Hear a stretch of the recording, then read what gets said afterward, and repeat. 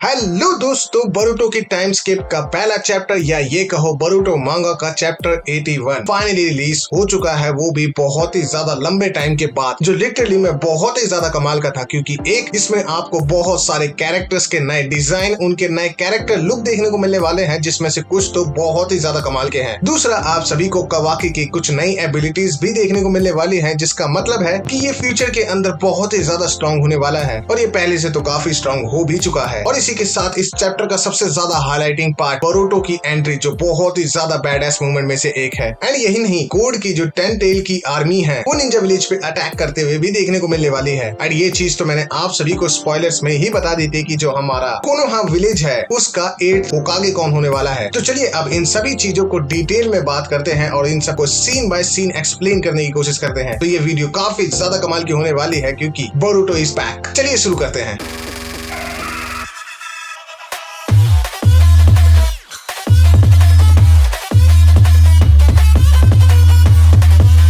आप सभी को ये चीज तो पहले से ही पता होगी कि जो हमारे बोरुटो एंड कवाकी की जो प्लेसेस हैं वो एक दूसरे से स्विच हो जाती हैं, जिसके चलते पूरा जो कोनोहा विलेज है वो बोरुटो के अगेंस्ट में खड़ा हो जाता है। एंड इन सभी चीजों के पीछे हमारी ईडा की अनकंट्रोलेबल पावर का हाथ होता है, जिसे हम ओमनीपोटेंट भी कहते हैं। तो अब हमारा जो बोरुटो है वो सास्के के साथ विलेज को छोड़ के ट्रेनिंग के लिए चला जाता है और इस बात को ऑलमोस्ट 3 इयर्स हो चुके हैं, जिसके बाद ये चैप्टर कंटिन्यू होता है। तो चलिए अब इसके बारे में बात करते हैं। सबसे पहले तो इस चैप्टर के अंदर हमें 2 कलर पैनल देखने को मिलते हैं, जिसके पहले पैनल के ऊपर बोरुटो का एक पूरा लुक देखने को मिलता है एंड दूसरे के ऊपर हमें पूरा साराडा का लुक देखने को मिलता है, जो लिटरली में दोनों ही कमाल के हैं। जहाँ पे हमें देखने को मिलता है कि साराडा जो है इस वक्त पे होकागे के रूम में है, जहाँ पे हमें उसकी एक बहस देखने को मिलती है शिकामारु के साथ में, क्योंकि हमारा जो शिकामारु है वो अब 8th होकागे बन चुका है। और ये लिटरली में बहुत ही ज्यादा अच्छा डिसीजन है, क्योंकि इस वक्त पे इस बंदे से ज्यादा अच्छा कोई भी होकागे नहीं बन सकता है। और इस बंदे की समझदारी तो हमने बहुत ही बार देखी रखी है सीरीज के अंदर में। तो हाँ, ये बहुत ही ज्यादा अच्छी चॉइस थी। अब जो ये हमें बहस देखने को मिल रही है शिकामारु एंड साराडा के बीच में, उसका रीजन ये है कि जो शिकामारु अब लॉर्ड होकागे बन चुका है, उसने एक ऑर्डर पास कर दिया है जो है बोरुटो के एग्जीक्यूशन का, कि बंदा जहां भी देखने को मिले उड़ा दो उसे। जिसपे साराडा उसे समझाने की कोशिश करती है कि बोरुटो ऐसा कभी नहीं कर सकता है, हमें एटलीस्ट उसे एक मौका तो देना चाहिए ताकि वो खुद को एक्सप्लेन कर सके, क्योंकि वो कभी लॉर्ड होकागे को नहीं मार सकता है। मतलब नारुतो की बात हो रही है यहाँ पे। एंड उन दोनों के अलावा इस रूम के अंदर हमें कोहोनामारु भी देखने को मिलता है, और वो भी उसकी बातों को इतना ज्यादा सीरियसली लेते हुए नहीं दिखाई देता है, क्योंकि जो हमारा लीव विलेज है उसके अंदर सिर्फ शिकामारु या कोहोनामारु ही नहीं बल्कि पूरा विलेज बोरुटो को एज अ टेररिस्ट देखता है। जो शिकामारु भी साराडा को समझाने की कोशिश करता है कि अगर मैं ये ऑर्डर पास ना भी करूं तो भी पूरा विलेज उसको कभी भी एक्सेप्ट नहीं करने वाला है, और अगर तुम ऐसे ही उसके बारे में बात करती रही और ऐसे ही अड़ी रही तो मुझे नहीं लगता है कि तुम कभी भी होकागे बन पाओगी और हमेशा जेनिन ही रह जाओगी। जिसपे साराडा उससे पूछती है कि क्यों? क्योंकि मेरा बाप भी गद्दार था बोरुटो की तरह। अब यहाँ पे ऑब्वियसली जो हमारे शिकामारु का इंटेंशन सास्के को बीच में लेके आने का नहीं था, और हमारी साराडा का भी नहीं होता है, लेकिन वो उस बात से ये समझाना चाहती है कि जब हमारे सास्के ने विलेज छोड़ दिया था और उसने बहुत सारे क्राइम किए थे विलेज के अगेंस्ट में, तो नारुतो ने तब भी हार नहीं मानी थी और वो उसको वापस लेके आता है विलेज में। इसीलिए वो मेरे आइडल है, ना कि तुम। और ये चीज हमें पैनल में देखने में काफी ज्यादा मजा आता है कि नारुतो की जो ये इतनी ज्यादा मेहनत थी वो आज भी एक्नॉलेज की जाती है। एंड इसी के बाद हमें सीन शिफ्ट होके दिखाया जाता है नारुतो एंड हिनाटा को, जो एक डायमेंशन के अंदर ट्रैप्ड हैं, जहाँ पे टाइम रुक सा गया है। एंड आपको बहुत सारे क्यूब्स भी देखने को मिलेंगे एक दूसरे के बगल में। उन्हीं में से एक के ऊपर हमें खड़ा हुआ दिखाई देता है कवाकी, जो हमारे नारुतो एंड हिनाटा को सिर्फ घूरने का काम कर रहा है। जिसके बाद सीन शिफ्ट होके हमें एक बार फिर से साराडा देखने को मिलती है, जो ग्लास रैप के साथ कहीं जा रही होती है, और वो वहाँ पे बोलती है कि शायद मैंने इस बार भी ज्यादा बोल दिया है, क्योंकि इसमें शिकामारु की तो कोई भी गलती नहीं है और वो इतना बुरा इंसान भी नहीं है। ये सब हो रहा है क्योंकि ओमनीपोटेंस की वजह से, क्योंकि उन सभी के हिसाब से तो हम बदल चुके हैं। उन सब की नजरों में तो उजुमाकी कवाकी लॉर्ड 7 यानी नारुतो का बेटा है एंड बोरुटो एक स्ट्रेंजर जो अब एक रेबल भी बन चुका है। जिसके बाद हमें ईडा एंड डेमोन देखने को मिलता है। एंड यही मैं बता दूं कि इनकी एज में कोई भी डिफरेंस नहीं देखने को मिला है 3 साल के बाद भी। ये दोनों हमें वैसे के वैसे ही देखने को मिलते हैं, जहाँ हमें ईडा उन दोनों को बोलती है कि तुम दोनों को अब हार मान लेनी चाहिए, तुम दोनों इसमें कुछ भी नहीं कर सकते हो क्योंकि मैं इस एबिलिटी को कंट्रोल नहीं कर सकती हूँ और मैं इसको दोबारा से रीराइट भी नहीं कर सकती हूँ। काइंड ऑफ आपको वो ओमनीपोटेंस का थोड़ा बहुत रिकैप देते हुए दिखाई देती है अपनी बातों के थ्रू, जहाँ पे ये कैसे काम कर सकती है, कैसे काम नहीं कर पाएगी, क्या नहीं हो सकता है, क्या हो सकता है, वगैरह वगैरह। आप सबको ये चीजें पहले से ही पता है। लेकिन इन दी एंड वो उन दोनों से पूछती है कि मेरी इस एबिलिटी का असर तुम दोनों पे क्यों नहीं हुआ है, क्योंकि तुम दोनों तो ओत्सुसुकी क्लैन से भी बिलोंग नहीं करती हो, तो फिर ऐसा क्यों है। जिसको हमारी क्लास रैप आसानी से संभाल लेती है क्योंकि उसको शिकामारु की वो बात याद आ जाती है जहाँ पे वो उसे बताता है कि तुम दोनों ही ऐसी बंदी हो इस पूरे विलेज के अंदर में जो ईडा को मार सकती हो, और ये बात अगर डिमोन एंड ईडा को पता चल जाती है तो तुम दोनों की लाइफ डेंजर में पड़ सकती है। तो वो इस बात को संभालने की कोशिश करती है और बोलती है कि तुम क्या कह रही हो, इस पूरे विलेज में या इस पूरे वर्ल्ड में कोई भी ऐसा नहीं है जो तुम्हारे को देख के फिदा ना हो या तुमसे अट्रैक्ट ना हो। जिसपे ईडा मान भी जाती है और कहती है हाँ तुम सही कह रही हो। एंड इसके बाद एक बार फिर से हमें कवाकी देखने को मिलता है जो एक ऐसे कैरेक्टर के साथ खड़ा है जिसे आप एक बार में तो नहीं पहचान पाओगे, और ये कैरेक्टर बहुत ही ज्यादा कमाल का लगता है देखने में तो, और मुझे पर्सनली में काफी ज्यादा कमाल का लुक लगा इसका। और ये और कोई नहीं, ये है हमारा मित्सुकी जो अभी भी बोरुतो को अपने हाथों से मारना चाहता है क्योंकि उसने कवाकी को मारने की कोशिश की थी। जहाँ इन दोनों के बीच में हमें थोड़ी बहुत बातचीत देखने को मिलती है जहाँ पे कवाकी उसे बोलता है कि तुम मेरे पीछे हमेशा मत घुमा करो और भी कोई काम कर लिया करो। एंड इन दी एंड वो उड़ के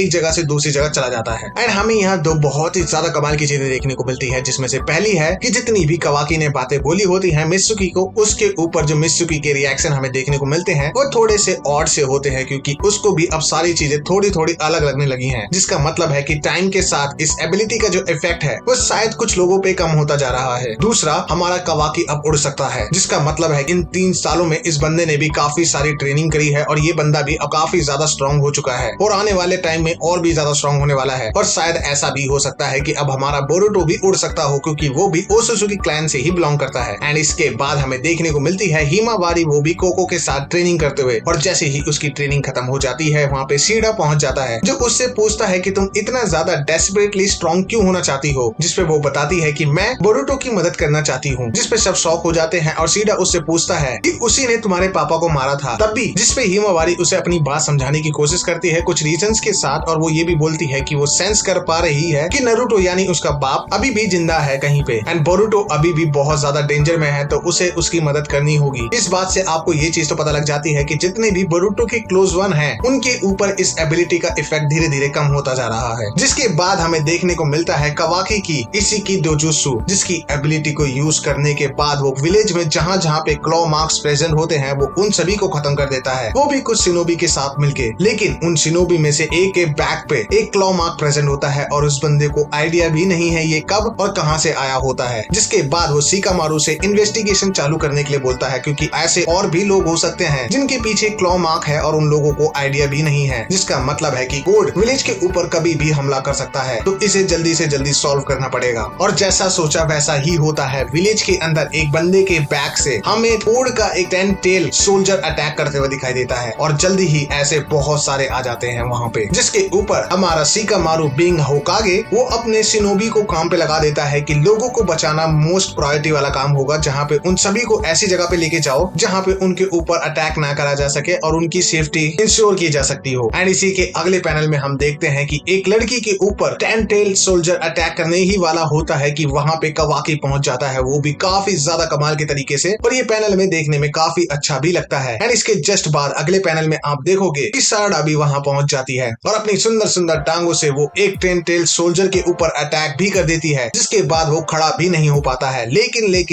उस सोल्जर के अंदर में से एक और 10 टेल सोल्जर बाहर आता है, जिसका मतलब है कि हमारे कोड के पास ये जो आर्मी है ये बहुत ही ज्यादा बड़ी है, क्योंकि एक खत्म नहीं हुआ उसने दूसरा भेज दिया जो बहुत ही ज्यादा खतरा बन सकती है इस विलेज के लिए। एंड जैसे ही वो दूसरा बारह बाहर निकल ही पाता है कि हमारे उसके ऊपर कोड देखने को मिलता है, जिसका लुक काफी ज्यादा कमाल का है। एंड सबसे पहला जो रिएक्शन मेरा था इसको देखने के बाद मुझे यही लगा कि इस बंदे के पास नागमणि क्या कर रही है, क्योंकि इसके माथे पे आप सभी को थोड़ी सी अजीब चीज देखने को मिलेगी जो अगले पैनल में देखने को मिलता है कि वो उसका एक क्लॉ मार्क है। एंड यही नहीं, बोरुतो की तरह इसकी भी जो लेफ्ट आई है उसके ऊपर भी स्कार है। अब ये स्कार इसे कैसे लगा या इसे कूल बनाने के लिए दे दिया हो, क्योंकि ये बहुत ही ज्यादा कॉमन हो चुका है। अब बहुत सारे कैरेक्टर्स के पास हमें उनकी आंखों पे एक स्कार देखने को मिलता ही है ताकि उनको और ज्यादा स्केरी और ज्यादा बैडएस दिखा सके। ऐसा लगता है कि ये एनिमी के अंदर एक ट्रेंड बन चुका है। खैर, हमारी साड़ा से कोड पूछता है कि बोरुतो कहाँ है, जिसपे साड़ा उसे रिप्लाई देती कहती है कि चुम्पट उसने तो 3 साल पहले ही इस विलेज को छोड़ दिया है, अब वो कहाँ है मुझे नहीं पता है, तो कहीं और जाके ढूंढ उसे। जिसपे कोड उसे बोलता है कि हाँ इतना तो मैं भी जानता हूँ, मैंने 2 साल उसे ढूंढने में निकाल दिए हैं, जिसके बाद मैं बहुत ही ज्यादा थक चुका हूँ और अब मैं उसे और नहीं ढूंढने वाला हूँ। तो उसको ढूंढने के लिए मैं एक दूसरा रास्ता अपनाने वाला हूँ, जो है उसके दोस्तों के थ्रू। मैं उसे यहाँ बुलाने वाला हूँ, जिसमें से सबसे पहले नंबर पे आती हो तुम सारडा। तो चिल्लाओ जितना तेज तुम चिल्ला सकती हो ताकि ये आवाज बोरुटो तक पहुंच जाए और वो यहाँ पलक झपकते आ जाए। जिसके बाद उसके इतना बोलते ही जितने भी टेंटेल वहाँ पे प्रेजेंट होते हैं वो सब सारडा को घेर लेते हैं। एंड भाई साहब इसके बाद जो अगला पैनल आप सभी को देखने को मिलने वाला है उसमें देखने को मिलती है बोरुटो की एंट्री, जो आगे जाके one of the best entry में से एक होने वाली है, क्योंकि बहुत ही कमाल की देखने को मिलती है। क्योंकि पता नहीं कहां से ना जाने कोई हिंट नहीं कोई कुछ नहीं देखने को मिलेगा आपको। सीधा बोरुटो आता है, उसकी एक थाई पे आपको एक पैर देखने को मिलेगा और दूसरा पैर उसका देखने को मिलेगा कोड के मुंह के ऊपर, जो पैनल्स में बहुत ही ज्यादा कमाल का लगता है देखने में। तो देखो बोरुटो इतनी जल्दी यहाँ पे 2 तरीके से पहुंच सकता है। पहला, या तो उसने भी टेलीपोर्टेशन जुत्सु सीख लिया हो, या फिर वो सास्के के साथ आया हो, या फिर वो भी उड़ सकता हो अब। एंड यही नहीं, जब आप बोरुटो को साइड लुक से देखोगे, जहाँ पे ये लुक हमें साइड लुक से ही देखने को मिला है, उसके अंदर आपको पूरी नारुतो वाली वाइब्स आने वाली है, जिसपे लुक के साथ साथ वो आते ही एक बहुत ही सेवेज लाइन भी मारता है कोड को कि तेरी सब इन्हीं घटिया हरकतों की वजह से ही लड़कियां तेरे करीब नहीं आती हैं। अब देखो हमारा जो कोड है वो कोई एक कुर्सी तो है नहीं जिसके ऊपर बोरुटो ने आके एक टांग रखी और अपना पोज दिया, जिसमें दूसरी तरफ हमारा फोटोग्राफर है और वो उसे बोलेगा स्माइल भैया और वो हमारा फोटो खींच के देगा। तो देखो ऐसा तो है नहीं, क्योंकि हमारे वहाँ पे जितने भी टेंटेल सोल्जर प्रेजेंट होते हैं वो सभी बोरुटो के ऊपर एक साथ हमला कर देते हैं, और जैसे ही वो उनको डॉज करने के लिए मूव करता है, Shikamaru, Kawaki, chakra detecting shinobi and class rap सभी हमारे बोरुटो के चाक्रा को डिटेक्ट कर लेते हैं, जिनसे सभी को पता चल जाता है कि बोरुटो फाइनली विलेज के अंदर आ चुका है। एंड आप ईडा को कैसे भूल सकते हो, वो तो पूरी मूवी एज अ लाइव देख रही है, तो उसको तो सभी पहले से पता होता है। जिसपे शिकामारु अपना ऑर्डर देता है कि सबसे ज्यादा प्रायोरिटी है कोड और उसके सोल्जर्स, तो उन पे ज्यादा ध्यान दो एंड बोरुटो पे भी नजर रखना कि वो क्या करता है। एंड इसके बाद हमें वो पैनल देखने को मिलता है जो काफी दिनों से ट्विटर, इंस्टाग्राम सभी जगह पे काफी अच्छे तरीके से ट्रेंड करता हुआ दिखाई देने को मिला था हमें, जहाँ पे हमें देखने को मिलते हैं बोरुटो एंड साराडा, वो भी एक ही फ्रेम के अंदर। जिसके जस्ट बाद हमारा कवाकी वहाँ पहुंच जाता है और वो उससे पूछता है कि तुम आ गए विलेज के अंदर फाइनली। एंड इसी के साथ हमारा चैप्टर यहाँ पे खत्म हो जाता है। अब ये जो टाइम स्किप हमें देखने को मिला है इसमें mostly character as a introduce कराए जाते हैं, तो हाँ इसमें इतनी सारी चीजें तो नहीं हुई है, लेकिन चैप्टर फिर भी बहुत ही ज्यादा कमाल का था, क्योंकि ऑलमोस्ट पूरे 4 से 5 महीने के ब्रेक के बाद हमें ये देखने को मिला है, तो मजा तो काफी ज्यादा आया है। और इसके बाद जो आगे आने वाले चैप्टर होंगे वो बहुत ही कमाल के होंगे, क्योंकि उसके अंदर बहुत चीजें हमें देखने को मिलने वाली है। एंड हाँ इसके बाद हम एक और बहुत ही ज्यादा कमाल की वीडियो के ऊपर काम करने वाले हैं, जो होने वाली है बोरुटो एंड कवाकी की एबिलिटीज के ऊपर, जिसमें आपको काफी सारी चीजें पता लगने वाली हैं। तो वो देखना हो तो उसके लिए हमारे चैनल को सब्सक्राइब करके बेल नोटिफिकेशन आइकन को ऑन करना बिल्कुल ना भूलें, ताकि आपको सभी वीडियो की नोटिफिकेशन टाइमली मिल पाए। और अगर आपको ये वीडियो पसंद आती है तो वीडियो को लाइक करना बिल्कुल ना भूलें, ताकि तो मिलते हैं किसी और कमाल की वीडियो के साथ, तब तक के लिए